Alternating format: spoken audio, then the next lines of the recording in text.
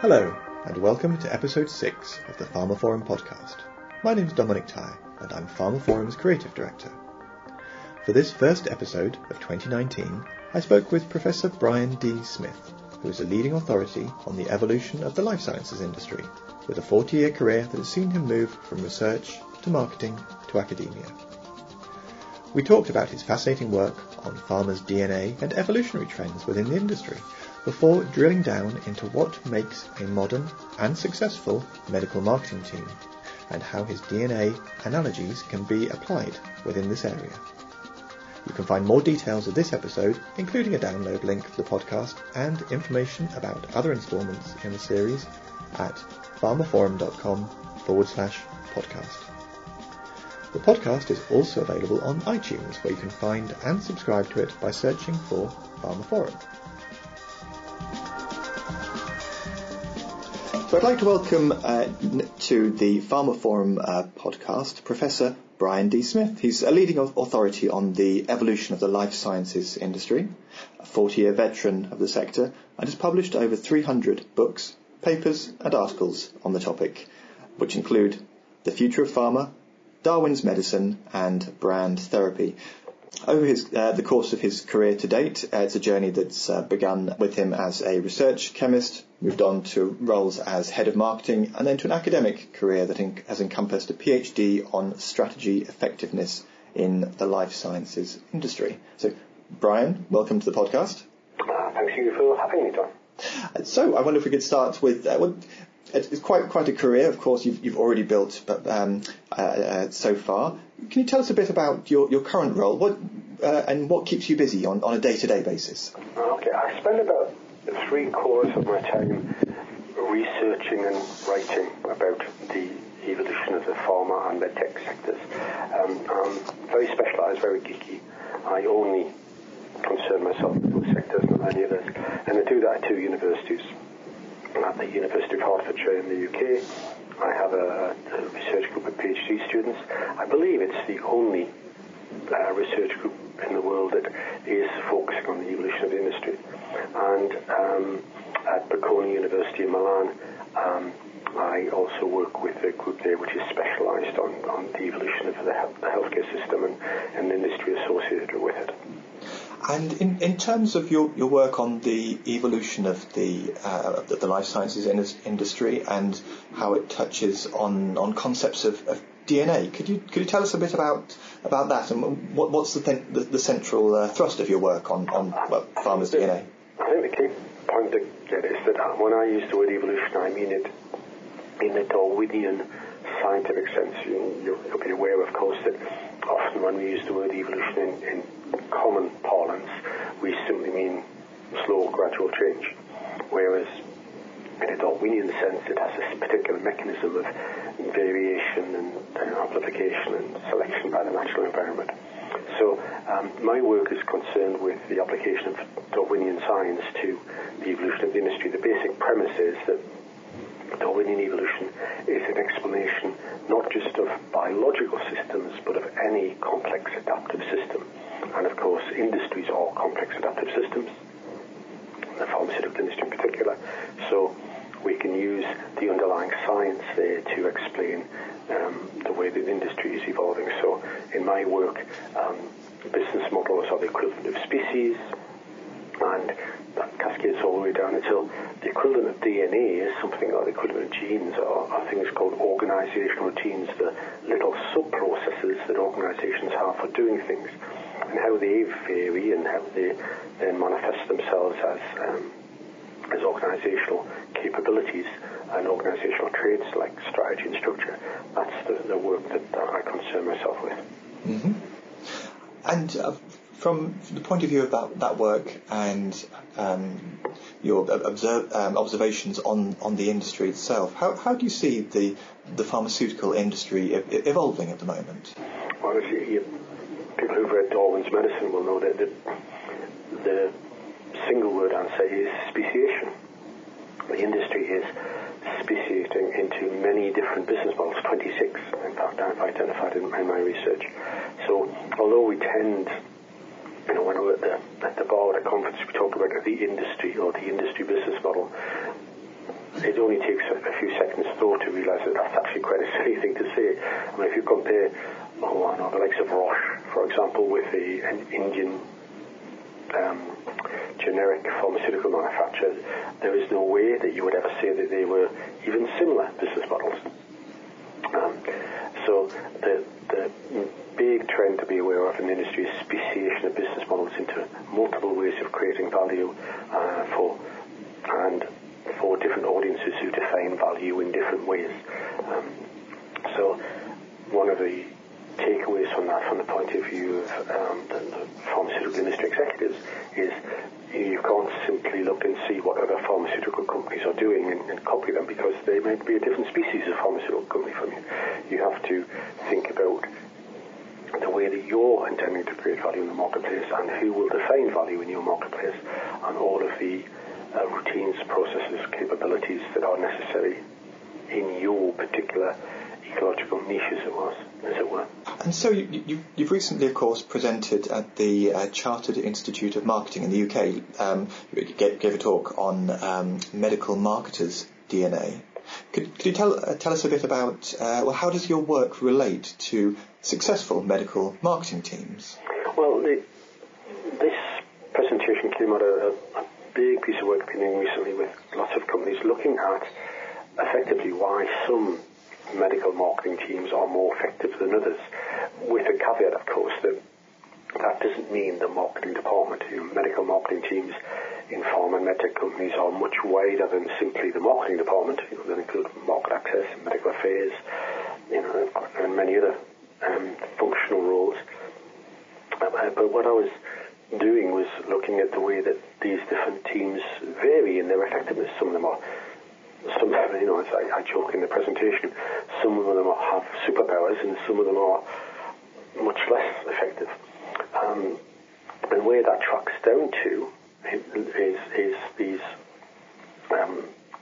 the processes that they use, and the processes that they use are underpinned by their capabilities. Their capabilities are underpinned by these things called organizational routines, these little micro sub-processes, and these organizational routines are enabled by what are called micro foundations that are, if you like, the analog of a base pair sequence in biological DNA.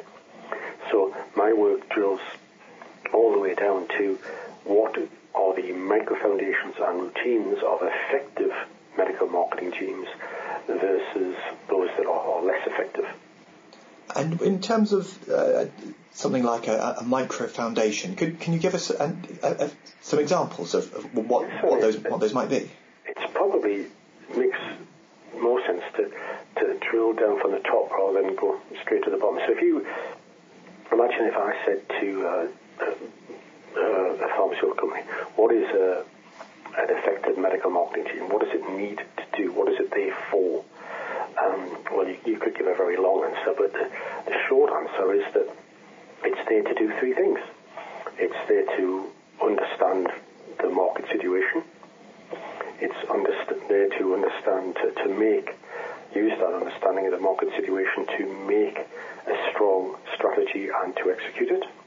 And it's there to work cross-functionally across all these functional barriers to enable that to happen. So there's three processes, if you like: process for understanding the situation, process for making and executing strategy, and a process for working cross-functionally. And they, to stick to my biological analog, they are, if you like, equivalent of three biological processes. Now, each of those processes is made possible by a number of capabilities. In the same way that biological processes are enabled by a set of proteins.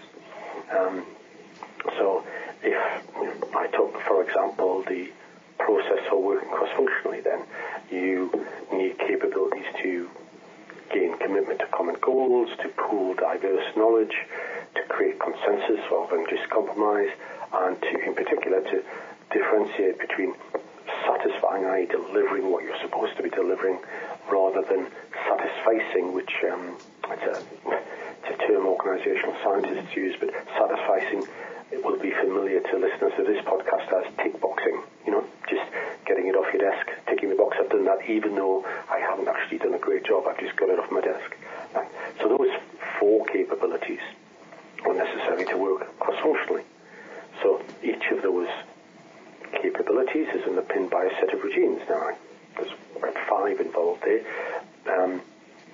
But if I take, for example, the capability to pool diverse knowledge, the whole point of working cross-functionally is you've got all this expertise in different functions and you need to pool the knowledge.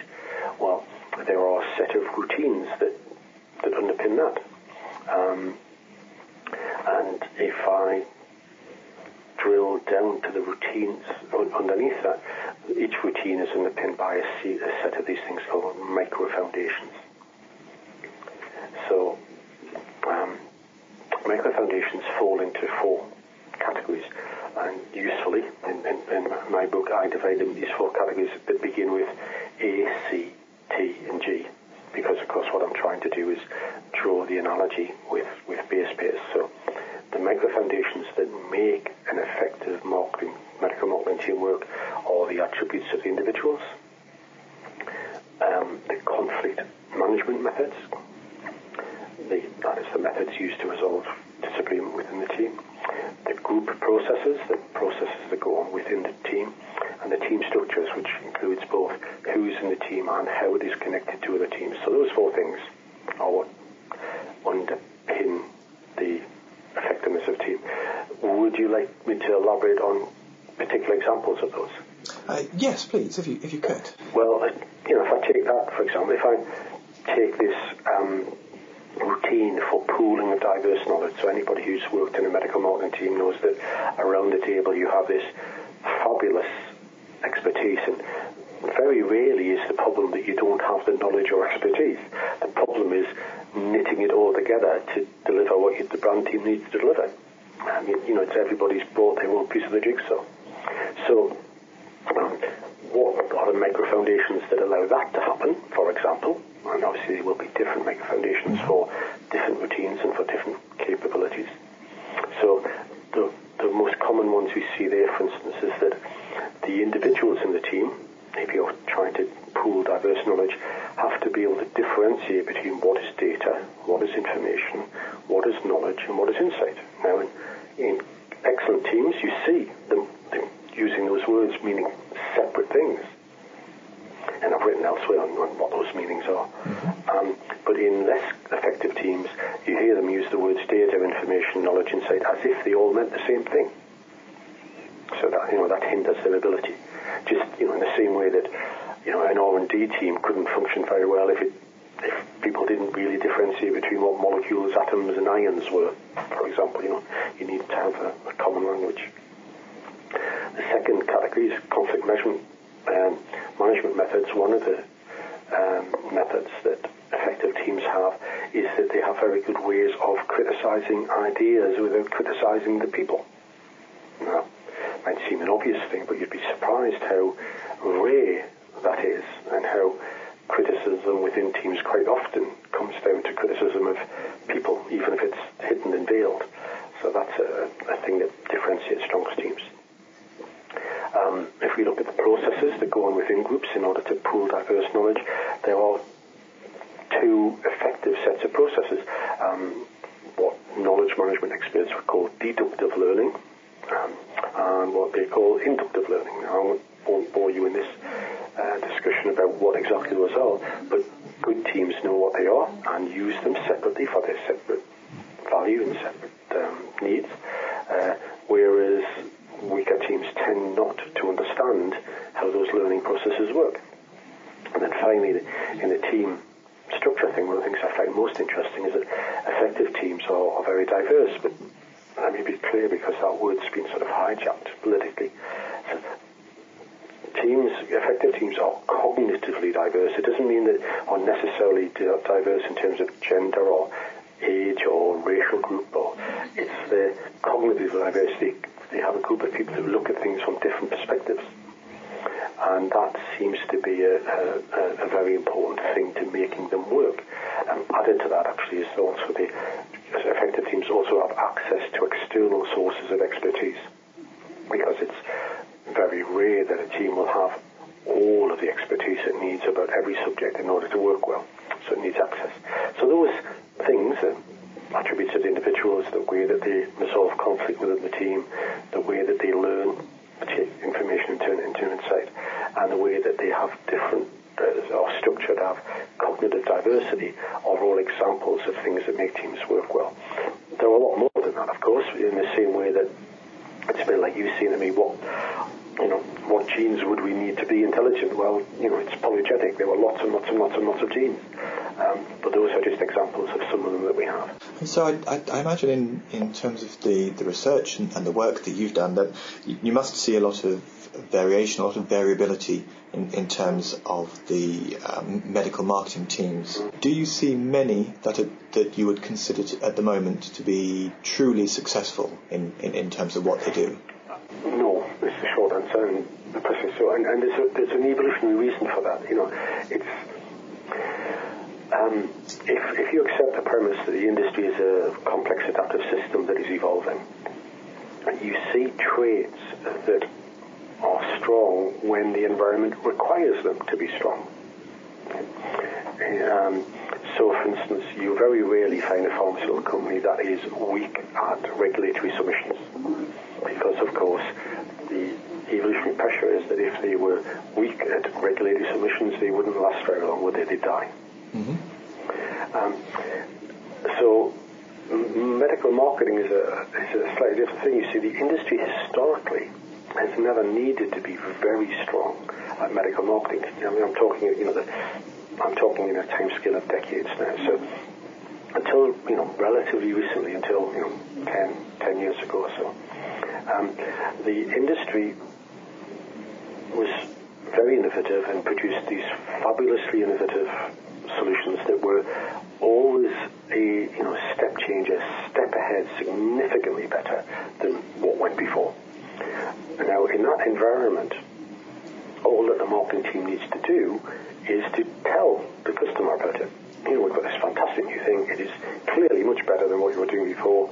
And in an environment, of course, where the prescriber is allowed to make the decision, then actually, as heretical as this may sound, historically, the job of medical marketing was not that difficult. They had to dot all the I's and cross all the T's, but basically it wasn't that hard to market a product which is a fabulous step forward clinically when the prescribers made the decision. Now, fast forward that to today, of course, and anybody who works in a brand team there will recognize that as a historical environment. It's now very difficult to invent, and it's very rare to have therapies that are really substantial steps forward in meeting unmet clinical needs that, if you like, sell themselves. And of course, the environment for getting them accepted is much more complex than just talking to the prescriber. So, put those things together, and medical marketing now needs to be much more effective in the sense of it needs to add much more value to the company's value chain than historically they've needed to. So, to express that in evolutionary terms, there was only a low evolutionary pressure, selection pressure, for medical marketing to be excellent in the past. In the present and in the future, there will be very strong selection pressure upon medical marketing to be very effective. Now, that explains why relatively few medical marketing teams are very good at these things, and the majority are much more mediocre. And so, given that background of increasing pressure on medical marketing teams to be much more successful, what do you think? What would you say that it is that medical marketing teams need to do to be more successful?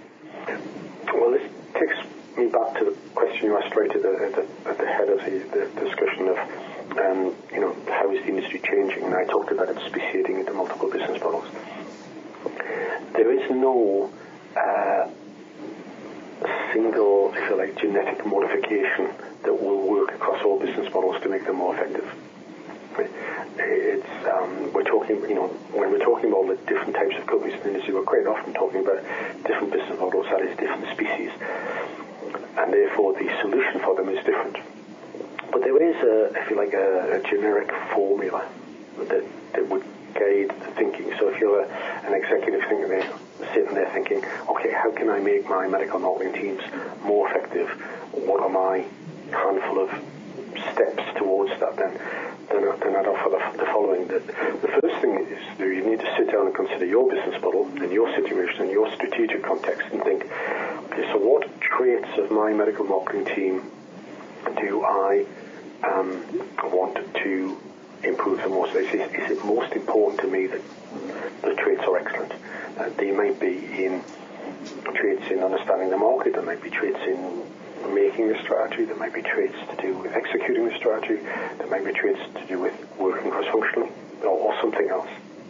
But the traits that you need to improve will differ between different situations. So if I was talking to 20 pharmaceutical companies, there might be 20 different traits that they need to improve. Having thought that through, though, in terms that are specific to your strategic context, what traits do I need to improve, then the next question is, so what processes would we need to improve to deliver those traits? Then, if we've identified the processes that we need to improve, what capabilities do we need to strengthen to enable those processes? Then drilling down the next step further, well, if we need to improve these capabilities, what organisation routines would need to work well in order to make those capabilities work? And then having identified the necessary organisational routines, what micro foundations do you need to build, improve, enhance in order to make the routines work, which will make the capabilities work, which will make the processes work, which will give you the effectiveness traits that you are looking for. So it's a layered approach, and you'd have to drill down to each one. And that, in that explanation, is part of the explanation for why so few companies manage this well. Because, of course, what most companies do is they say, okay, we need to be good at analysing market trends, for example. So they will simply do a training program. And, lo and behold, a year later they're trying another training program because it hasn't really worked, it hasn't stuck. We're all familiar with situations where we go on a training program, we walk away with a dossier, put it on the shelf, and it doesn't actually make much difference to our practice. Because they're effectively operating at a superficial level. The metaphor that I use sometimes in my presentations to explain this is, if you had a chimpanzee and you wanted him to be a business school professor, no amount of training would work. If you wanted that chimpanzee to be able to stand up and walk and talk and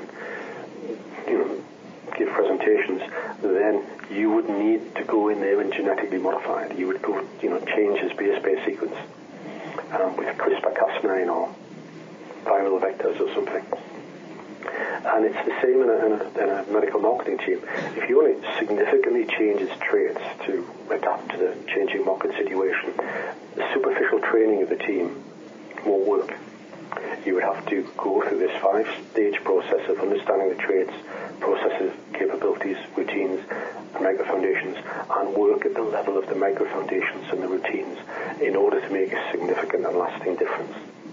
Okay, well, Brian, thank you very much. I think that's a really good place to leave it, with a phenomenal amount of food for thought in a very short space of time about what can make a successful modern medical marketing team within the pharmaceutical industry.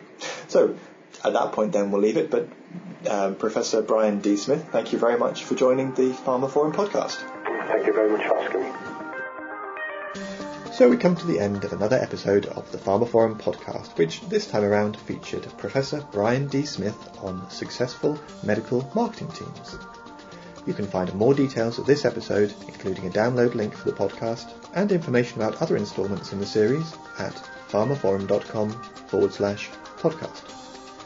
The podcast is also available on iTunes, where you can find and subscribe to it by searching for pharmaphorum. And don't forget to visit our website to sign up for daily or weekly email pharmaceutical news and analysis bulletins. And follow us on Twitter, where we are at pharmaphorum. So we'll see you next time.